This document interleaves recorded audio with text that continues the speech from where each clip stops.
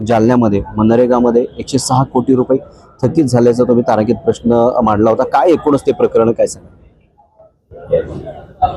गेल्या 6 महिन्यापासून मनरेगामध्ये जालना जिल्ह्यातल्या मजुरांनी जे काम केलेलं आहे यांचा पगार मिळालेला नाहीये.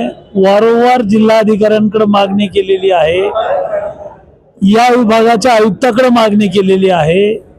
सरपंच संघटनेनं माझ्याकडे निवेदन दिलं, शेतकऱ्यांनी निवेदन दिलं की आमचे पैसे मिळत नाहीयेत, आमचं पोट गरीब आहोत आम्ही.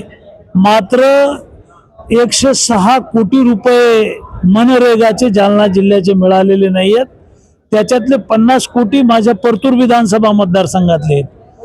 शेततळे आहेत, त्या ठिकाणी पांदन रस्ते आहेत, विहिरी आहेत, सिंचन विहिरी, याच्यावर मजुरांनी काम केलेलं आहे आणि ते पैसे मिळत नाहीयेत.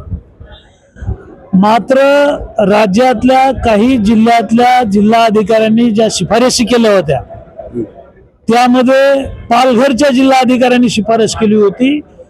त्यांची शिफारस कचराकुंडीत टाकून दिली आयुक्तांनी आणि त्यांना पाहिजे अशा लोकांना त्यांनी पैसे दिलेले आहेत.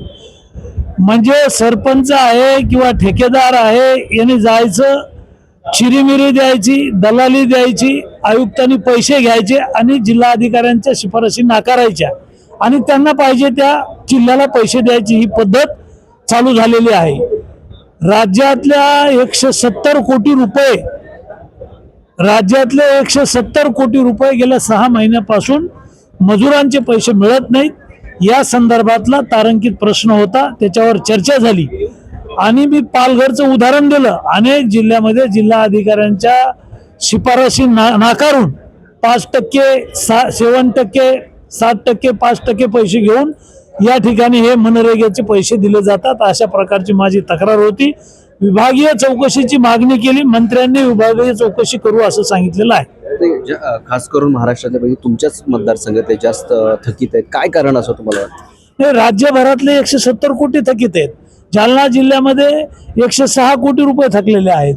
माझ्या विधानसभा मतदारसंघात पांदन रस्त्याची कामं जास्त आहेत, सिंचन विहिरीची कामं जास्त आहेत आणि वेगवेगळे मनरेगाची कामं जास्त असल्यामुळं माझ्या मतदारसंघातले 50 कोटी थकलेले आहेत.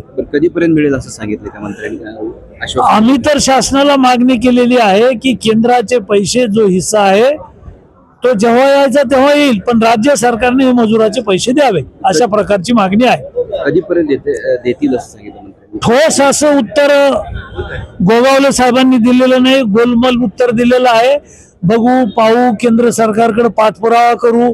सगळ्या आमदारांची आमची मागणी होती की हे पैसे मजुरांचे राज्य सरकारने द्यावेत. समजा या अधिवेशनापर्यंत नाही दिलं तर, कारण की ते उत्तर बोलत असतात, ते म्हणले की अधिवेशन संपेपर्यंत देऊ, समजा नाही दिलं तर काय भूमिका असणार? आता सभागृहाला दिलेलं आश्वासन आहे, या संदर्भात त्यांनी पाठपुरावा करण्याचं मान्य केलेलं आहे. या पेमेंटच्या संदर्भात माननीय मुख्यमंत्र्यांना सुद्धा पत्र देऊन आम्ही भेटणार आहोत. धन्यवाद, तुम्ही आमशी संवाद साधल्याबद्दल. हे होते बबनराव लोणीकर. मी गुणवंत दांगट, TRV न्यूज, मुंबई.